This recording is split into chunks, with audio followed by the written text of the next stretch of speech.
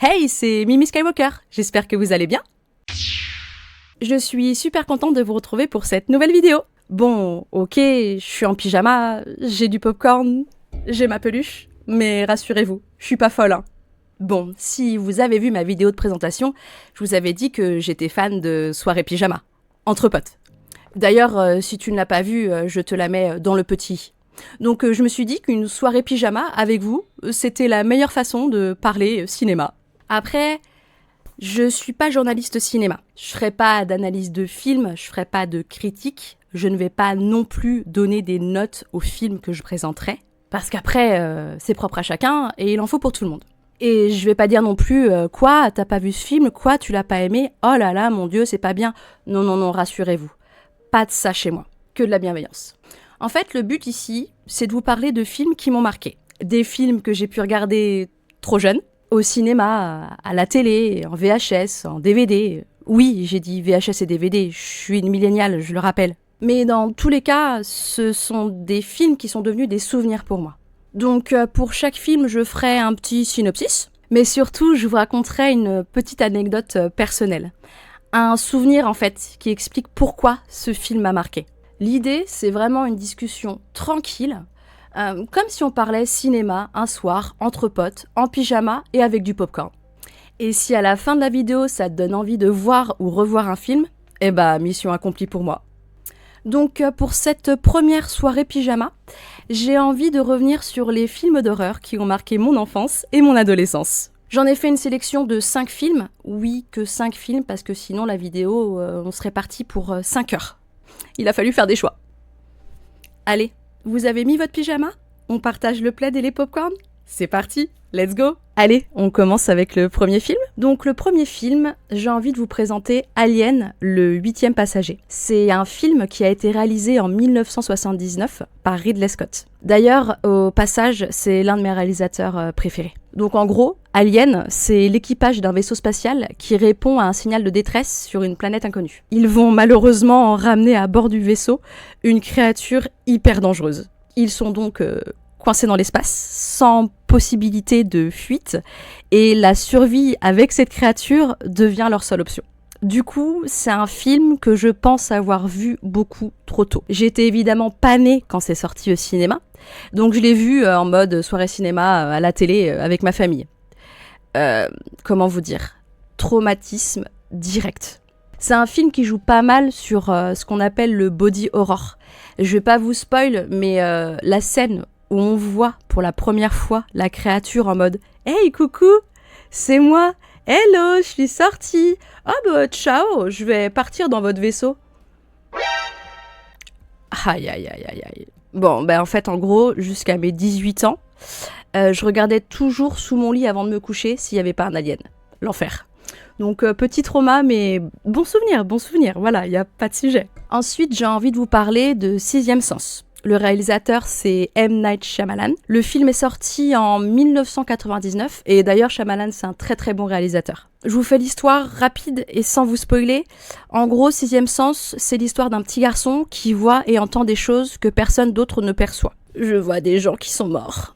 Et du coup, il va y avoir un psychologue pour enfants qui va essayer de l'aider à comprendre ce qu'il vit, sans vraiment mesurer l'ampleur de ce qui se joue d'ailleurs. J'en dis pas plus parce que si vous l'avez vu, je pense qu'à la fin, vous avez fait comme tout le monde.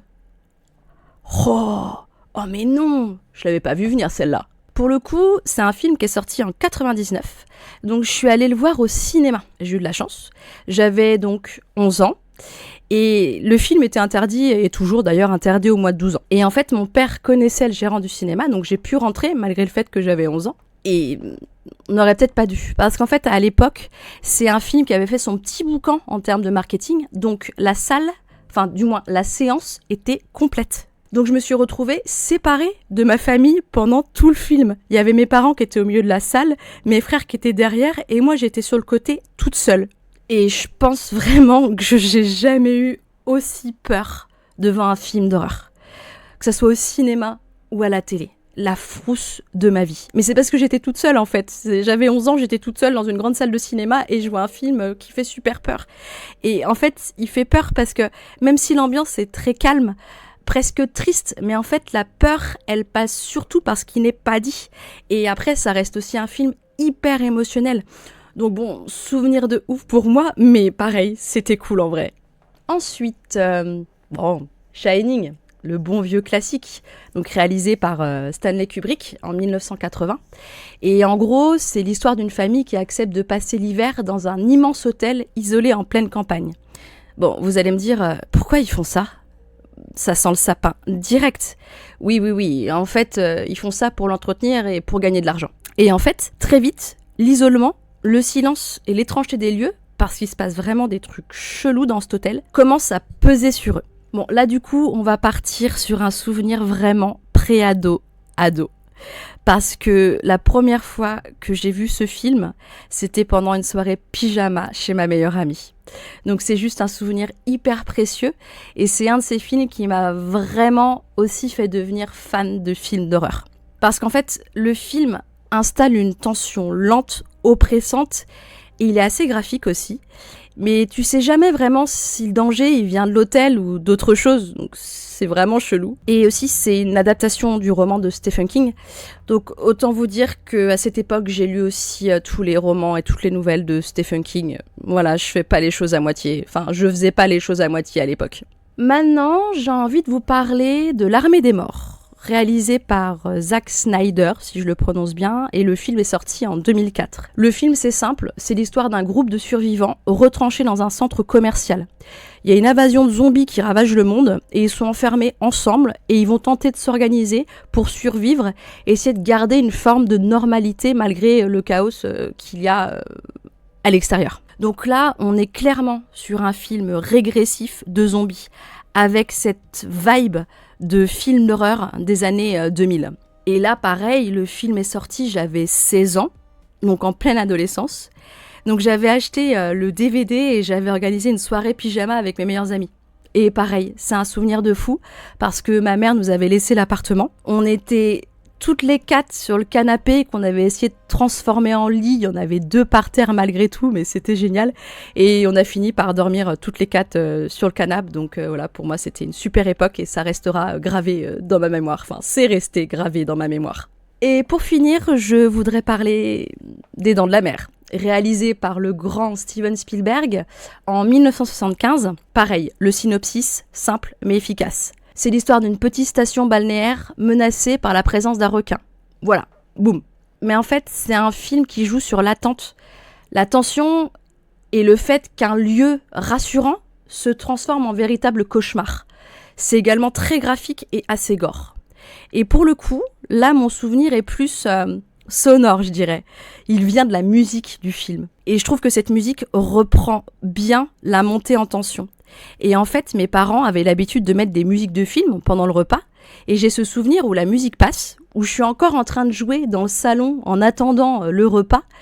Et là, je suis pétrifiée par la musique. La peur qui monte et tout, je crois que j'ai eu peur de la musique avant de voir le film. Et après, du coup, quand j'ai vu le film et que j'ai associé la musique, ça me faisait encore plus flipper en fait. Donc bon, souvenir de ouf aussi.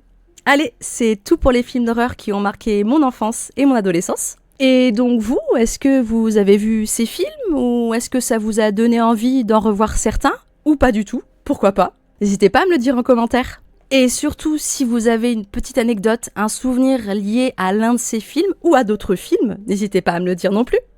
Et je tenais à remercier une super nana qui saura se reconnaître, sans qui cette vidéo n'aurait pas vu le jour. Donc merci beaucoup, bichon. On se retrouve bientôt pour une soirée pyjama cinéma, donc n'hésitez pas à vous abonner. Allez, sur ce, que la force soit avec vous, et c'est ciao!